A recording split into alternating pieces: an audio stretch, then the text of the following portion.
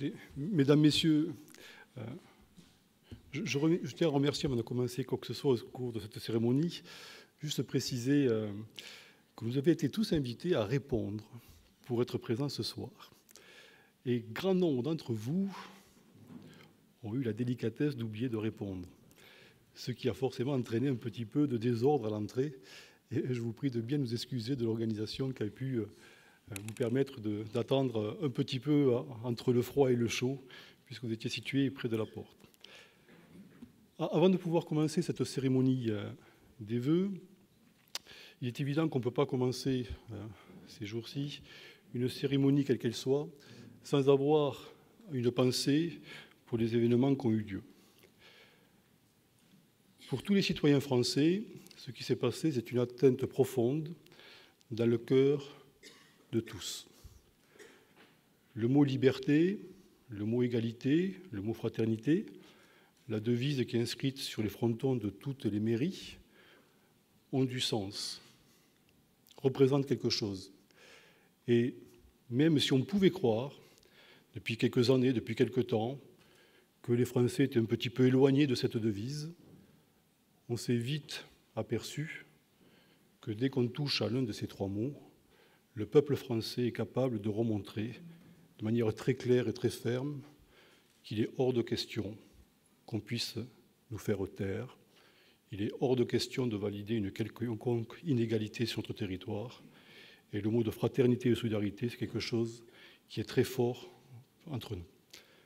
Donc je souhaite, avec vous, pouvoir partager une minute de silence pour témoigner de manière encore plus forte notre soutien aux victimes de ce qui s'est passé, et également avoir une pensée pour les familles qui subissent, bien sûr, plus directement que nous, la situation dans laquelle elles se trouvent. Donc je vous propose qu'on se lève et qu'on observe une minute de silence.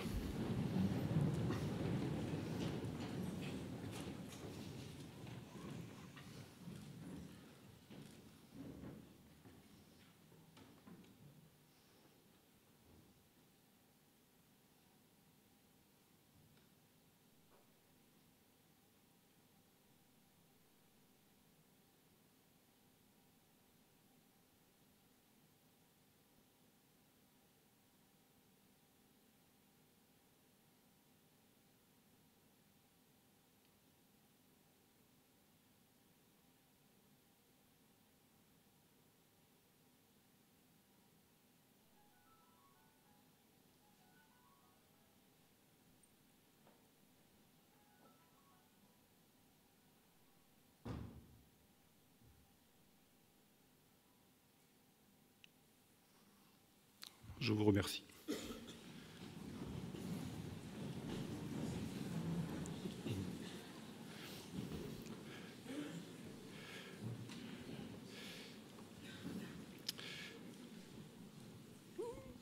Vous n'oublierez pas en sortant de rallumer vos téléphones portables. Avec toutes les images dont nous avons pu être inondés à travers les médias, il y a une image qui m'a personnellement beaucoup touché. Je suis persuadé que vous l'avez également partagée. C'est à un moment donné, lors des défilés, plus de 4,5 millions de Français se sont manifestés le week-end dernier. Beaucoup de pays ont eu la même démarche avec la même volonté de montrer des valeurs qui sont témoignages de la démocratie de la République. Et nous avons eu un cortège de CRS qui a traversé la foule. Et la foule s'est arrêtée et s'est mise à applaudir. Je crois que quand on voit toutes les histoires qui sont passées, les situations compliquées, dans lesquelles souvent on montre du doigt nos forces de sécurité qui sont présentes sur le territoire français, bien entendu. Je crois que là, c'était un vibrant hommage qui a été rendu à ce qui est indispensable pour notre territoire, dans lequel on souhaite vivre en démocratie et en république. On sait très bien qu'il n'y a pas de démocratie sans ordre. Et donc, je tiens moi aussi à souligner, parce que peut-être on ne le dit pas suffisamment assez, le sacrifice et l'engagement de tous les hommes concernés par la police municipale, la police nationale, la gendarmerie et les militaires qui sont également engagés en France et dans les territoires étrangers. Et je souhaiterais que nous aussi, nous apportions notre concours, notre contribution pour remercier le sacrifice des hommes et des femmes qui ont payé un lourd tribut et qui continuent toute l'année à payer des lourds tributs pour assurer notre sécurité, notre bien à tous. Et je crois que c'est important des fois de dire à des gens qui sont précieux qu'on les aime.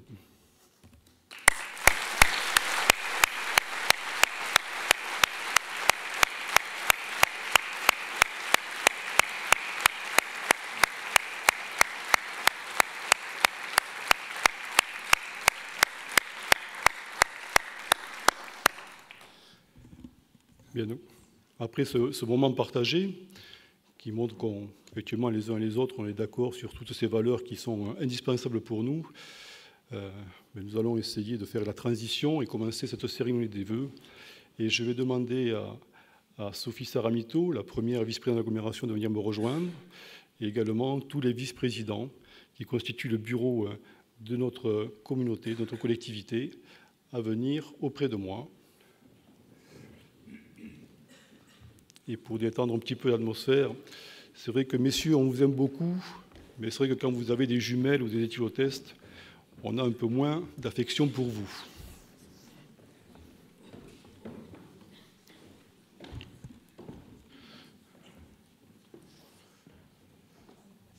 Sophie ?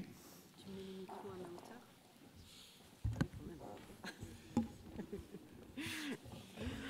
Bon, un peu d'adaptation, vous l'avez vu, c'est normal.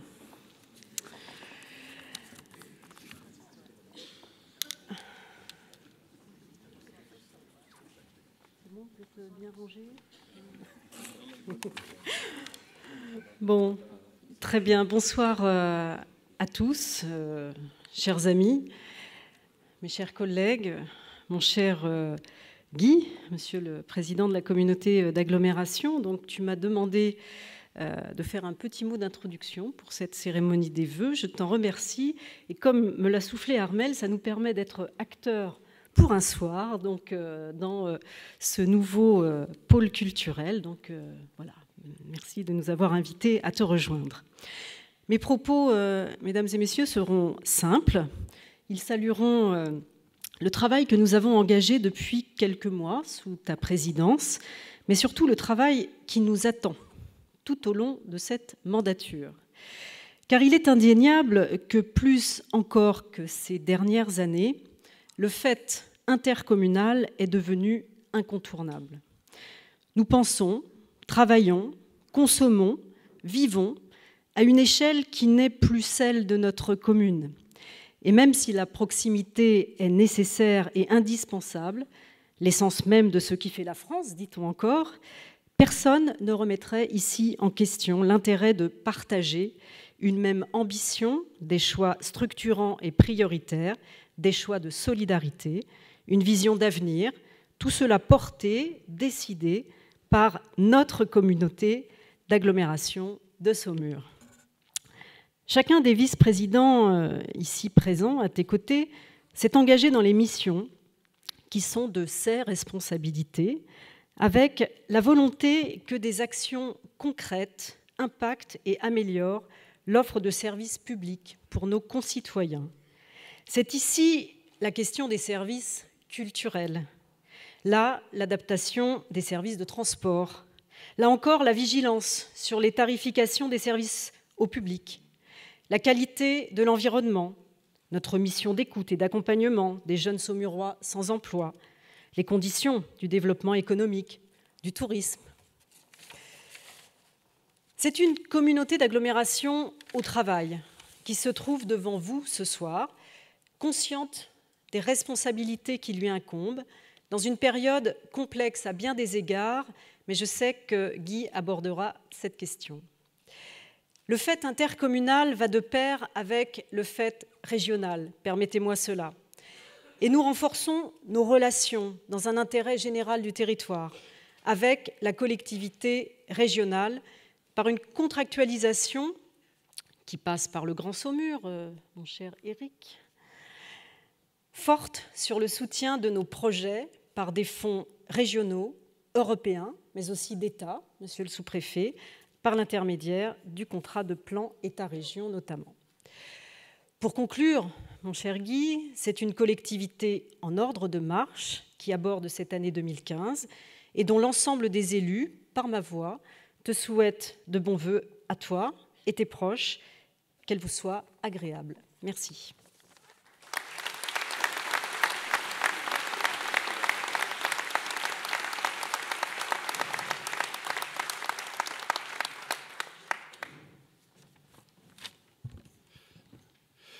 Merci Sophie pour ces mots et pour les vœux que tu adresses à ma famille, à mes proches. Et merci aussi de tout le soutien que tu témoignes à mon égard au nom du bureau et de tous les délégués communautaires. Alors, je vais me lancer maintenant dans la procédure protocolaire. Donc, monsieur le sous-préfet, c'est un exercice avec lequel j'ai un peu de mal, excusez-moi, parce que je n'ai pas habitué à faire la liste, mais là, je crois que c'est important de souligner, bien sûr, les personnes qui auront le plaisir d'avoir répondu présent. Monsieur le député, c'est mieux. Hein.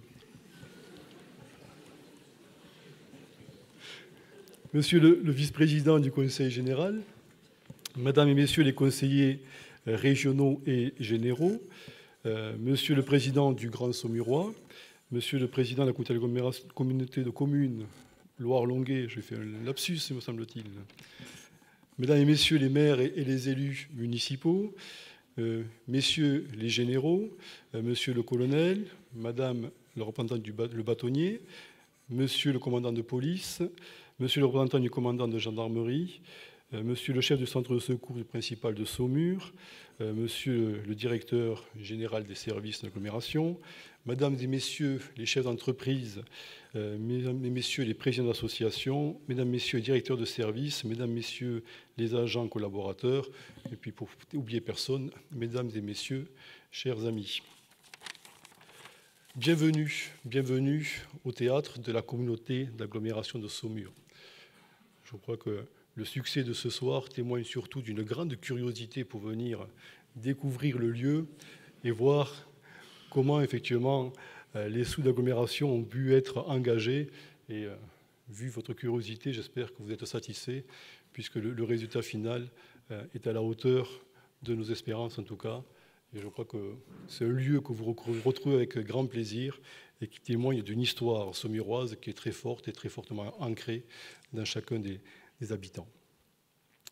L'occasion de faire des vœux, c'est souvent faire un petit bilan de l'année passée et puis réfléchir bien sûr sur perspectives d'avenir dans lesquelles nous nous projetons les uns les autres. Alors, petit bilan 2014, si vous le permettez, va se traduire pour moi par 3 événements majeurs qui se sont déroulés. Le premier, c'est la création du Grand Saumurois. Le fait d'avoir eu les élus, les 4 présidents de PCI, Michel Apchin, Frédéric Mortier, Serge Dugas et Jean-Pierre Pohu, autour de Charles-Henri Jamin, qui ont réussi à recréer le bassin de vie naturel de cet espace dans lequel les habitants vivent, a été pour moi un élément fort qui va nous permettre de travailler sereinement sur les stratégies d'avenir dans lesquelles les uns et les autres vont se lancer. Et j'en profite ce soir pour adresser un petit clin d'œil à Michel Apchin qui fête son anniversaire. Donc ce soir, on est tous invités chez lui.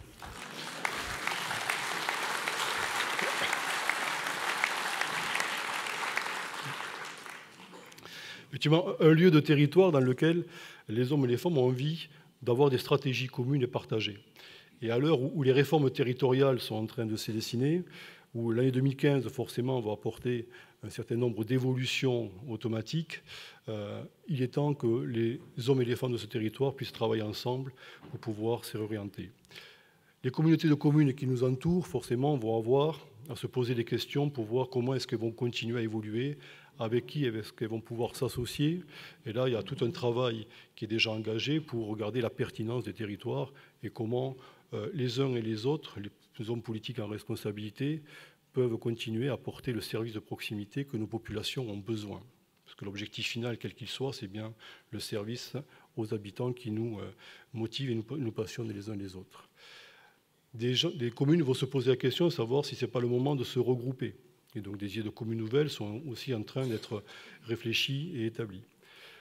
Certaines communes vont pouvoir commencer à réfléchir par rapport au mode de vie de ses habitants, vers quel territoire vaut-il mieux s'orienter.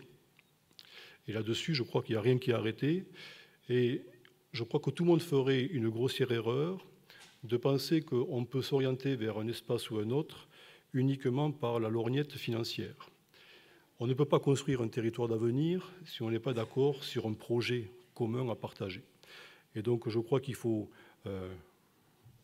laisser le temps au temps pour construire ensemble des véritables projets de territoire qui feront naturellement le rapprochement d'un territoire par rapport à un autre. Mais s'engager uniquement par une stratégie financière, à court terme, effectivement, on peut le comprendre, mais à moyen terme, forcément, ça n'aura pas une longue vie. Je crois que toute la réflexion qui va être engagée au cours des années 2015 et 2016, forcément, devra s'orienter et s'engager vers des projets de territoire et non pas des projets uniquement financiers. Un autre élément qui a marqué pour moi l'année 2014, et j'en suis un petit peu au premier plan, c'est les élections municipales qui derrière ont entraîné l'élection des élus, la communauté d'agglomération et l'élection de ma présidence. Il est évident que ce n'est pas quelque chose qui est singulier aujourd'hui, puisqu'on a coupé un petit peu la tradition qui était d'avoir le maire de Saumur devenir le président de la communauté d'agglomération. Et mon élection a pu perturber, inquiéter effectivement un grand nombre d'entre vous par rapport à cette nouveauté dans le territoire qui serait un petit peu incongrue par rapport à une certaine logique. Effectivement, on peut avoir des inquiétudes si les présidents de l'agglomération et le maire de la ville de Saumur ne soient pas en capacité de s'entendre et de travailler ensemble. Et je tiens ici à remercier le travail qu'on fait en partenariat avec Jean-Michel Marchand pour porter haut et fort le territoire du Saumurois. Il est évident qu'on a bien compris les uns et les autres que l'agglomération de Saumur, mais également le Grand Saumur, ne peut exister sans la ville de Saumur. Penser différemment, c'est quasiment impossible ou absurde. Mais il est important aussi de comprendre que la ville de Saumur ne peut pas exister sans les territoires ruraux qui l'entourent. C'est une spécificité locale avec laquelle il faut composer. Donc je crois qu'en bonne intelligence les uns et les autres, on est en train plutôt d'unir nos forces et nos compétences pour pouvoir porter encore plus fortement le territoire saumurois. Et ça, je crois que c'est une volonté qu'on partage ensemble. Et j'avoue que je suis très, très fier de pouvoir travailler dans ces conditions, toi, Jean-Michel. Preuve année qu'il a fallu être ensemble pour pouvoir batailler et obtenir des résultats avec Anjou Ville Vintage. Puisque vous savez maintenant que l'agglomération et la ville de Saumur se sont entendus avec le Conseil général pour pouvoir récupérer la marque et le matériel, et donc l'événement qui aura lieu le 13 et 14 juin 2015. Je crois que cet événement est en train de marquer le territoire saumurois de plus en plus fortement. En termes d'attractivité touristique, en termes de notoriété, il est évident qu'il ne fallait pas que cet événement s'arrête. Et donc, le fait d'avoir défendu de manière très importante ensemble ce projet a permis de pouvoir le récupérer. Troisième élément marquant de l'année 2014, c'est la réouverture du tribunal du grande instance de Saumur. Et là, je tiens à saluer la capacité de réaction de tous les acteurs publics du Saumurois qui ont su être soudés, qui ont su se mobiliser pour pouvoir, avec force, parler de manière unique de cette volonté forte de faire revenir ce tribunal sur le territoire. Et je me rappellerai toujours la réunion qu'on a eue chez vous, monsieur le sous-préfet, avec monsieur Le Sueur, qui était venu, le chef de service, adjoint du cabinet du ministère, qui était venu pour regarder de plus près comment ça se passait sur le territoire, et de voir que tous les élus avaient répondu présent la veille pour le lendemain. Donc c'était un temps très très court, et tout le monde a mis son agenda de côté pour être présent à cette réunion et montrer la volonté et l'unité du territoire pour pouvoir réouvrir ce tribunal. Et donc là, à ce moment-là, que ce soit d'un parti ou d'un autre, de convictions différentes ou autres, tout le monde a parlé d'une seule voix pour le territoire pour dire que c'est indispensable par rapport à la population que nous avons. Il nous faut à tout prix que ce territoire, ce tribunal réouvre, et il était absurde de le fermer. Après, chacun a joué avec son réseau, avec ses influences pour pouvoir travailler de son côté, mais je crois que ce moment-là a été pour moi un moment important. j'ai aucune contribution à part avoir été présent ce jour-là avec notre collègue, mais ce moment a été important pour montrer que quand le Saumurois est uni, il arrive à inverser un petit peu la machine et à pouvoir récupérer ce qui est parti. Donc pour moi, c'est un élément très fort. Et le 23 janvier, il y a de nouveau la réunion de rentrée du tribunal avec la ministre Taubira qui sera présente. Donc je crois que c'est également un élément fort qui témoigne de ce qui s'est passé en 2014. 2014, c'est fini. Nous avons beaucoup travaillé, les délégués communautaires, à réfléchir, de savoir ce qu'on allait faire au cours de notre mandat. Et donc on a fait 2 séminaires pour essayer de voir quelles étaient nos priorités. Et donc nous avons défini 5 axes sur lesquels nous mettrons en priorité les moyens pour pouvoir développer notre territoire, parce qu'il est évident que malgré la situation et le contexte compliqué, un territoire qui n'investit pas est un territoire qui petit à petit perd de distance par rapport à d'autres territoires et ne peut pas avoir une dynamique positive. Donc les 5 axes majeurs qui ont été développés s'articulent autour de celui qui est développé par tous les territoires, qui est bien sûr le développement économique. On ne peut pas imaginer en France un territoire qui ne parle pas de point économique, puisque c'est l'apport de richesse du territoire qui en découle.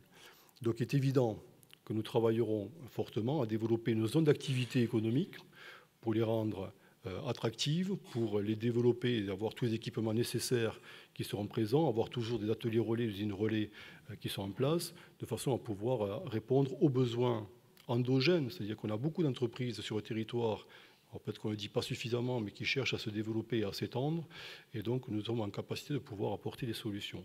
Donc là, il est évident que les moyens majeurs seront apportés pour continuer à avoir des zones attractives et qui permettent de développer.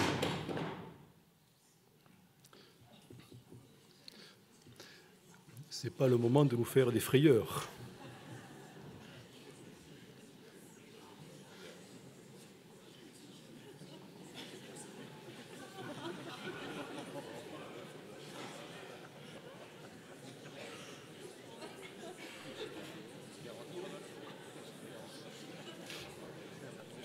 J'espère, mon cher collègue, que vous êtes bien assuré. Vous n'imaginez pas combien coûte un fauteuil de ce théâtre.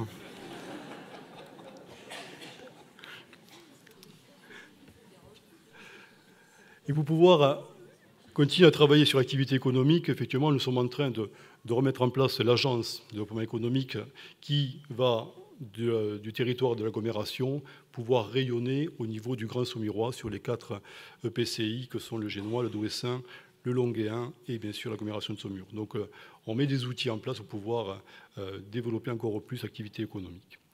Un deuxième axe qui pour nous est important et qui ne peut pas être différencié de l'activité économique, c'est tout ce qui concerne l'activité touristique. Et j'ai envie de dire l'industrie touristique, puisque le tourisme dans le Saumurois, c'est quelque chose qui nous différencie des autres territoires. Autant l'activité économique, on la retrouve partout, autant le tourisme, on ne peut pas l'avoir partout. Et donc on sait bien que dans l'activité, c'est notre fer de lance qui permet de pouvoir apporter une notoriété, un bien-vivre, un accueil, beaucoup de compétences qui sont derrière.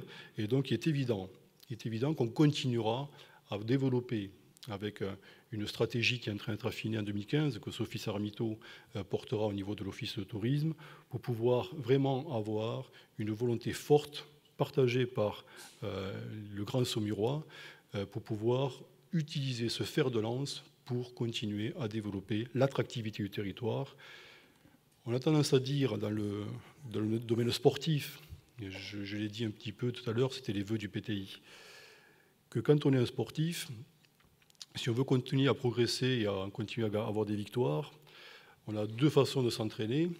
Soit on essaie de diminuer ses faiblesses, soit au contraire, le point fort qui est le nôtre, il faut qu'il devienne encore plus fort parce que c'est celui-là qui fera toujours la différence.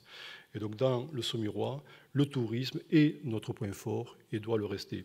Et donc pour cela, nous devons continuer à avoir une dynamique volontariste, continuer sur tout ce qui a été fait avant, qui a permis d'avoir un socle solide. Et on voit bien tous les labels qui ont été revalidés en 2014 par rapport au travail précédent. Donc il nous faut continuer à surfer cette dynamique-là et être encore un peu plus ambitieux pour porter le tourisme sous quelque forme que ce soit. Il y a des pistes sur le no-tourisme notamment qui peuvent être développées, mais il est évident que nous mettrons des moyens là, sur cet axe-là. Le troisième axe, et ça j'y tiens fortement, c'est tout ce qui concerne la formation. Il faut à tout prix qu'au cours de notre mandat, nous puissions inverser ce qui est montré du doigt de manière permanente, la faiblesse de la qualification des habitants du Saumurois au sens large. Il faut qu'on mette des moyens pour pouvoir infléchir cette situation. On ne fera pas de miracle du jour au lendemain, c'est évident, mais on ne peut plus continuer à accepter que des entreprises locales ne puissent pas avoir dans le Saumurois des personnes qui soient prêtes à être employées pour répondre à leurs besoins. Donc pour ça, nous allons créer un campus universitaire, et c'est Jean-Michel Marchand qui portera ce projet au sein de sa commission, pour pouvoir avoir devant nous également un outil majeur qui nous permettra d'être reconnu sur le territoire comme un espace de formation qui existe. N'oublions pas que nous avons plus de 1000 étudiants qui sont présents dans le Saumurois, donc avec l'antenne de l'Université d'Angers, et puis également on va regrouper l'école d'infirmiers et d'aides-soignants dans ce même établissement. Donc on va avoir une véritable force concentrée de formation qui va être réalisée. Mais on ne va pas s'arrêter là, on ne peut pas s'arrêter à ce niveau-là. Les formations supérieures existent, mais il faut qu'on s'intéresse à la qualification des adultes. Il faut qu'on s'intéresse aux jeunes qui sortent du système scolaire à 15 ans ou 16 ans parce qu'effectivement c'est fini et qui derrière n'ont plus de possibilité de s'intégrer dans la société ou trouver une formation ou un emploi. Donc là, il y a vraiment besoin, avec tous les partenaires, que ce soit la mission locale, que ce soit la maison de l'emploi, que ce soit l'éducation nationale, que ce soit la région, puisque c'est effectivement une des missions majeures, Sophie, que la région souhaite porter, et bien sûr les collectivités. Il faut à tout prix qu'on trouve des dispositifs qui permettent d'inverser la tendance et de permettre aux gens de se former, de se requalifier pour avoir une chance de retrouver un emploi sur place. Donc là, je crois que c'est un axe très fort sur lequel nous devons nous engager tous ensemble, et l'éducation nationale doit bien sûr apporter sa contribution à ce projet. Un quatrième axe important également, mais qui va être développé sur tout le territoire, c'est l'aménagement du numérique. Donc Armel Froger, vice-président, sera en charge de ce schéma d'aménagement qui permettra de monter en très haut débit les communications Internet notamment, pour permettre de pouvoir utiliser aujourd'hui tous les outils de communication qui sont utilisés par chacun d'entre nous et permettre aux chefs d'entreprise ou aux artisans ou à développer le télétravail, pourquoi pas, pour pouvoir développer cette action-là. Donc là, c'est un enjeu important, mais j'ai envie de dire, tous les territoires vont avoir ce même enjeu. Donc on n'aura pas une plus-value par rapport à ça, parce qu'on pourra trouver cette plus-value partout, mais il est évident que ne pas y aller, ça nous handicaperait par contre fortement. Donc il est évident qu'on ne pourra pas rester en retrait par rapport à ça, et c'est un axe sur lequel nous mettrons des moyens, également en partenariat avec la région et le département et des fonds d'État. Et puis le dernier axe important sur lequel nous souhaitons mettre la priorité, c'est l'identification et l'identité de la communauté d'agglomération. Aujourd'hui, nous ne sommes pas visibles. Nous sommes présents quasiment au quotidien pour accompagner la population, mais on a du mal à être identifiés. Une des raisons, c'est parce qu'on ne sait pas où c'est qu'on est. Nous sommes présents sur 4 ou 5 bâtiments dispersés dans la commune de Saumur. J'allais dire Alonne, non, pas encore à ce niveau-là. Donc ça veut dire qu'il faut qu'on ait un lieu. Alors, le maire d'Alonne, de suite, Jérôme Marot, était prêt à dire très bien. Non, Jérôme, on ne va pas aller s'installer au niveau de la communauté d'agglomération sur la commune d'Alonne, on va rester à Saumur, mais il est évident qu'il faut qu'on ait un lieu identifié dans lequel tous les services d'agglomération soient présents. Et donc nous avons un bâtiment qui nous appartient aujourd'hui, qui est au 56 route de Rouen, qui va servir de siège de la communauté d'agglomération pour que tous nos services soient présents dans un même lieu et soient clairement identifiés par la population. Donc là, plusieurs raisons par rapport à cette situation-là. Déjà, on va arrêter de payer des loyers à fonds perdus, c'est toujours dommage. Et puis on a un bâtiment qui nous appartient, donc autant l'utiliser et le remettre en valeur. Et puis ce siège qui va être créé sera aussi l'occasion pour toutes les associations ou les instances que nous cofinançons pour fonctionner de se retrouver également ensemble dans ce même bâtiment. Autrement dit, on deviendra un véritable siège tertiaire pour toute l'irrigation du Saumurois, avec un lieu qui est bien identifié et dans lequel on pourra mutualiser un certain nombre de moyens, puisque là aussi, il faudra qu'on soit habitué à partager beaucoup de choses. Donc on pourra intégrer la mission locale, la maison de l'emploi, l'agence économique, le Grand Saumurois, mon cher Eric. Le Grand Saumurois sera bien sûr... Il ne m'écoute pas, il est derrière moi, il ne m'écoute pas. J'écoute, je compte tout ce que tu dépenses. Ah oui. Donc il fait des additions derrière moi parce que c'est le clan argentin, mais je dirai un petit mot tout à l'heure sur Eric. Donc voilà, il faut qu'on ait une cohérence par rapport à tout ça et qu'on soit clairement identifié. Et que, comme le bâtiment est suffisamment grand, on va également avoir un plateau qui sera dévolu pour les très hautes technologies et donc permettre d'avoir un plateau de pépinière ou de pouponnière d'entreprise dans lequel des intelligences partagées pourront se cohabiter et puis porter des projets en commun qui pourront se développer par différents endroits qui seront à leur disposition. Donc là, voilà les 5 axes majeurs que nous souhaitons développer au cours de ce mandat. Alors c'est ambitieux, il nous faudra des moyens. Et donc là, il faudra voir comment on pourra prioriser ces moyens sur les axes-là. Mais il faut qu'on ait cet objectif qui est devant nous. Si on a 5 axes, ça ne veut pas dire qu'on ne fait plus rien à côté. Il est évident qu'on va continuer à travailler sur les compétences qui sont les nôtres. Et il y a une compétence qui est nouvelle et sur laquelle j'ai souhaité mettre l'accent, c'est tout ce qui concerne l'agriculture et le végétal. C'est pour ça que Jérôme Marot, qui est ici en responsabilité, a pour mission de nous identifier encore plus dans la partie économique que représente le végétal, pour pouvoir attirer sur notre territoire encore plus d'entreprises qui sont en lien avec cette activité. Et on sait que c'est une caractéristique du territoire avec des personnels qui sont parfaitement adaptés à pouvoir travailler là-dessus. Donc là, il y a un gros challenge à relever. Bon, on a quelques contacts actuellement qui sont pour parler, donc il peut y avoir quelques pistes intéressantes. L'eau et l'assainissement, mon cher Dominique Sibilo, il est évident qu'on va continuer à développer nos réseaux, à pouvoir finir la station d'eau de Saumur, donc encore quelques stations d'épuration à terminer, et bien sûr entretien des réseaux qui deviennent pour certains un peu obsolètes, donc il faudra continuer à remplacer ces réseaux, tout en essayant d'avoir un prix de l'eau qui soit bien sûr le plus maîtrisé, et heureusement, je veux dire heureusement pour la population et pour nous tous, que tous les gros travaux d'investissement ont été réalisés lors des mandatures précédentes, parce que vu la faiblesse des subventions qui vont arriver à partir de maintenant, il est évident qu'on n'aurait pas pu refaire à partir de maintenant tout ce qui a déjà été fait. Et heureusement que les présidents successifs ont pu lancer toutes les opérations lors des mandats précédents. Jean-Marcel Supiot s'occupe de tout ce qui concerne les déchets, donc un domaine important qui concerne tout le monde. Et donc la mission qu'il a est double. D'abord, remplacer son prédécesseur, donc, qui est vraiment pas évident. Je ne sais pas s'il est là ce soir, notre ami. Monsieur Petit, est-il là? Je n'ai pas vu. Jean-Louis. Donc effectivement, une première mission, remplacer Jean-Louis Petit, donc, qui n'est pas chose aisée vu le travail qui a été réalisé. Et puis tu as laissé un beau cadeau avec la SPL Agro-Propreté qu'il va falloir développer pour toujours avoir comme ambition et motivation d'avoir le moindre coût que la population aura à payer. Donc un enjeu également important. Armel Froger, j'ai parlé de lui tout à l'heure au niveau du numérique, mais il s'occupe également de tout ce qui concerne le transport. Donc là aussi, avec Aglobus, il est évident qu'il faut continuer à travailler sur des expérimentations qui permettent de rendre vraiment le transport opérationnel et utilisé par tous les Saumurois dans un espace qui est assez grand entre le centre de la ville de Saumur et puis les communes rurales autour.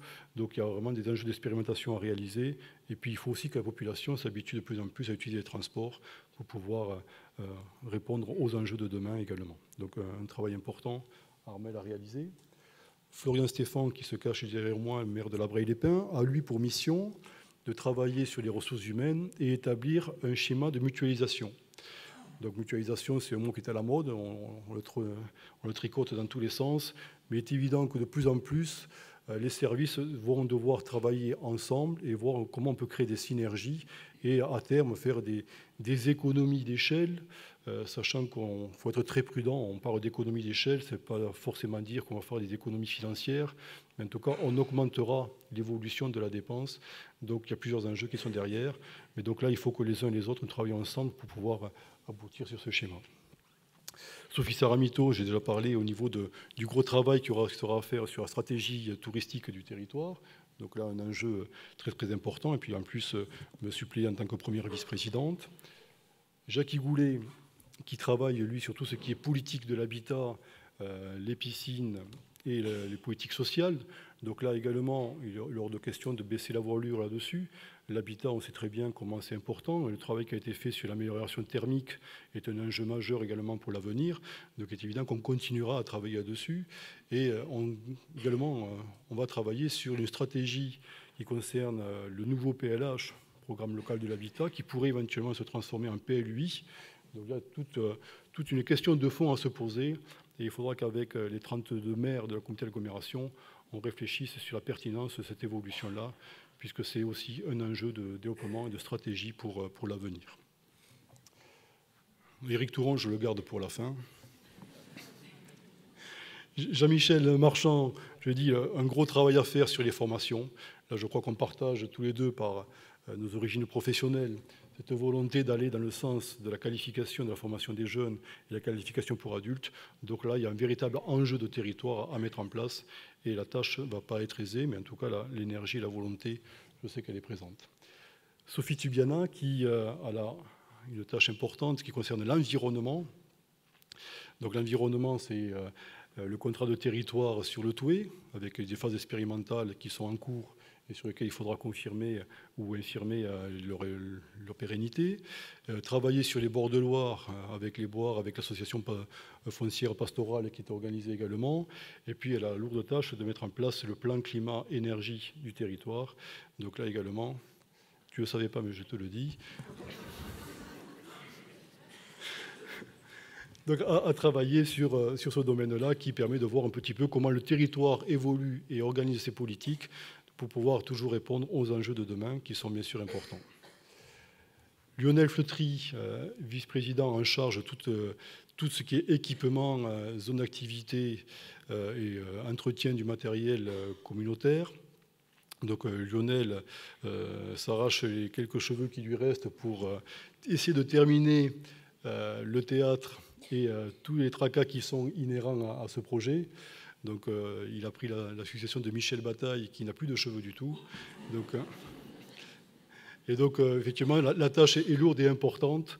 Et on voit qu'aujourd'hui devait être l'inauguration officielle du théâtre. Donc on voit bien qu'on a un peu de retard, il y a encore des parties qui sont inaccessibles. Donc on a reporté bien sûr cette inauguration au printemps. Donc merci pour le travail que tu fais, Lionel, parce qu'effectivement les choses sont très compliquées. Et puis je termine presque terminé avec Rodolphe Mirande, qui a comme mission de travailler sur la culture et la communication. De la communication, j'ai dit que c'est un enjeu important parce qu'il faut qu'on puisse être connu, reconnu par la population, parce que demain, l'intercommunalité va vraiment prendre de plus en plus de place. Donc il faut que les habitants s'en aperçoivent et nous identifient clairement. Donc là, il y a un enjeu qui est majeur qui a été développé. Et donc il y a une newsletter qui a été mise en place pour pouvoir commencer à communiquer sur les projets qui sont à la fois au niveau de la communauté d'agglomération, mais également c'est un outil pour les communes, si les communes souhaitent faire passer des messages à tout le territoire saumurois, cette newsletter est à votre disposition également. Et puis la culture, ce n'est pas un maître mot, c'est quelque chose qui est vraiment très important sur le territoire, avec ce théâtre qu'il nous faut faire vivre ici. Donc on a maintenant un bel outil et il fonctionne très bien, donc on voit bien le succès qu'il peut avoir, mais également l'évolution des politiques culturelles, au-delà de tout ce qui est spectacle vivant. Il nous faut travailler sur, et c'est l'objet du groupe de travail qui est en cours, sur pourquoi pas une évolution de l'école de musique à l'échelle communautaire. Mais là, on est juste qu'aux prémices de la discussion, du constat qui a été posé, et voir si on ne peut pas avoir un raisonnement qui ressemblerait aux médiathèques et les bibliothèques communales, c'est-à-dire un lieu central qui est aujourd'hui représenté par les médiathèques de Saumur et de Montreuil-Bellay. Et puis, pareil pour l'école de musique, un lieu central qui serait vraisemblablement, hypothétiquement ici, et qui pourrait également avoir des antennes dans chacune des communes rurales, puisqu'il est important pour nous tous que tous les territoires ruraux aient des services de proximité qui soient pilotés par la communauté d'agglomération. Donc on a un raisonnement majeur à faire là-dessus, et il y a des enjeux qui sont certains. Et puis, je terminerai par Éric Touron, président du Grand Saumurois, grand argentier de la communauté de l'agglomération, celui qui fait des rappels à l'ordre sans cesse pour dire c'est pas possible, Et effectivement, il a raison pour dire qu'il y a des projets qui ne seront pas possibles, à nous de les rendre possibles malgré tout. Et il va devoir travailler sur le fameux pacte de solidarité et fiscale qui va permettre de regarder de manière très précise comment, sur le territoire de l'agglomération de Saumur, comment les ressources arrivent sur le territoire et comment elles vont pouvoir être potentiellement réparties différemment pour éviter d'avoir une fiscalité qui soit galopante, soit au niveau des communes, soit au niveau d'intercommunalité. Donc là, il y a vraiment un enjeu, une discussion. On va avoir des débats forcément importants autour de la table, mais il faut qu'on prenne le temps d'y réfléchir et de partager et d'aboutir à quelque chose qui soit acceptable pour tous. Voilà, donc je tenais à vous présenter individuellement tous les vice-présidents parce que c'est important d'avoir une équipe qui accompagne un président et je suis très, très fier de pouvoir travailler avec eux et je sais que je peux compter sur l'engagement de chacun et je salue Jacques Lehmann qui ne peut pas être présent ce soir avec nous, qui s'occupe de la commission d'appel d'offres et là aussi on fait un travail pour pouvoir permettre aux entreprises locales de répondre le plus possible à tous les appels d'offres qui sont lancés, parce qu'il y a un véritable enjeu économique pour permettre à des entreprises qui sont en difficulté de pouvoir répondre et trouver de l'activité que nous pourrions générer. Bien sûr, en respectant, monsieur le sous-préfet, toutes les règles normales. Hein. Il n'y a pas de passe-droit, vous le savez très bien. La communauté de l'agglomération, ce sont des élus, 72 délégués communautaires, un travail important dans les commissions, dans le conseil communautaire. Ce sont également des suppléants qui sont assidus à toutes les commissions également. Et je tiens à remercier leur engagement, même si le préfet est en train de nous contrarier un petit peu. Mais je vais venir vous voir, monsieur le préfet, je vais parler de l'État dans quelques minutes. Et vous allez voir un petit peu ce que je vais vous dire. Pour faire fonctionner une collectivité comme la nôtre, il est évident qu'on ne peut pas le faire uniquement avec les élus.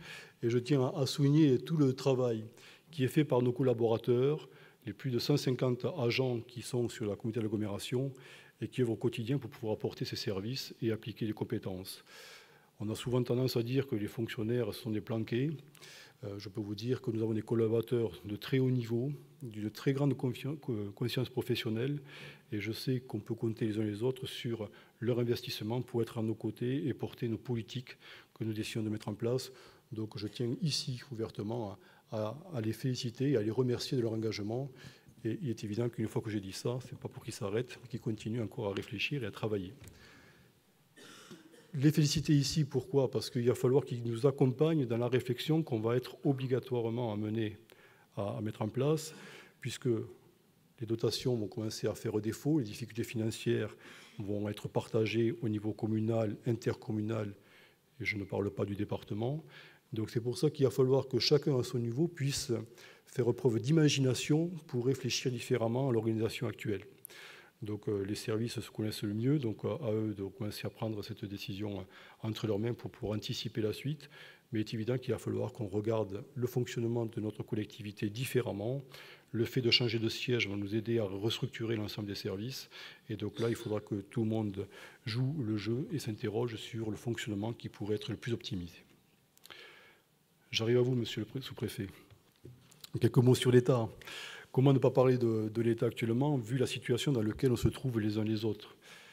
C'est vrai que l'État a été relativement clément et nous a un petit peu épargné de la crise. Depuis plusieurs années, la crise est arrivée en 2008 aux États-Unis, 2009 en France, et puis les collectivités, nous n'avons pas été trop fortement touchées. Nos dotations, nos DGF, ont continué à être assurées au même niveau ou ont légèrement progressé, et on pouvait penser que la crise, forcément, ce n'était pas pour nous. Mais il y avait quand même des signaux très importants, précurseurs, qui étaient liés au fonctionnement même de l'État, où petit à petit, l'État s'est de nouveau structuré, restructuré, pour faire les choses différemment. Et donc, on voit bien comment les services de l'État se désengagent dans certaines compétences, c'est-à-dire qu'ils ont commencé à faire leur travail de leur côté. Et nous, les collectivités, on n'a peut-être pas suffisamment anticipé et bougé. Aujourd'hui, la réalité nous rattrape. Et on voit bien que l'État nous fait comprendre de manière très violente que la crise est bien en France et que nous aussi, les collectivités, il va falloir qu'on fasse des efforts très, très importants. Et les baisses de dotation, qui sont une très grande partie de nos recettes de fonctionnement, vont commencer à faire défaut. On le voit au niveau des communes et on y voit bien sûr au niveau de la communauté d'agglomération. Alors nous sommes tous responsables les uns des autres par rapport aux fonctions que nous occupons. Il est évident qu'il faut qu'on fasse des efforts. Si on veut participer au redressement collectif de la France, ce n'est pas uniquement à une seule instance de s'en occuper, c'est ensemble que nous pourrons agir. Faire des efforts quand on diminue les recettes, bon, un sou c'est un sou, quand on a de l'argent on dépense, quand on n'en a pas on ne dépense pas, on sait gérer. La seule difficulté c'est que quand en plus on diminue les recettes mais qu'on nous impose des dépenses en face, c'est là où ça devient un peu plus compliqué. Parce qu'effectivement, on n'a pas la capacité à pouvoir rebondir à ce niveau-là. Si ce n'est utiliser la fiscalité, l'impôt sur les ménages, et on voit bien que l'exercice retrouve vite ses limites. Donc là-dessus, il est évident que nous avons un très fort mécontentement par rapport à la situation dans laquelle on se trouve. Et, comment dire ça gentiment, je veux dire quand même, alors, ne prenez rien pour vous, monsieur le sous-préfet, hein, c'est vraiment à notre échelon que tout ça s'adresse et à nos gouvernants et nos députés également. Si on accepte que les services de l'État se désengagent, il est évident qu'il faut que l'État reste quand même à nos côtés. Il faut que vous restiez des facilitateurs, il faut que vous restiez des conseillers auprès des collectivités, auprès des chefs d'entreprise. Il faut que vous puissiez permettre à des projets de se développer. Et ce qu'on n'accepterait absolument pas, c'est qu'en vous désengageant, vous deveniez uniquement un élément de contrôle dans lequel vous recevez des dossiers, vous dites oui, non, et puis après on s'arrête là. Il faut maintenant, et je sais que c'est votre volonté, monsieur le sous-préfet et le président de la République a également signalé, il faut que l'État soit aux côtés de collectivités pour leur permettre de se développer, permettre aux entreprises d'avoir des capacités à pouvoir s'étendre. Toutes les ambiguïtés, toutes les difficultés ou tous les papiers qui manquent, c'est vrai qu'il faut avoir un regard indulgent et accompagnateur pour pouvoir les développer.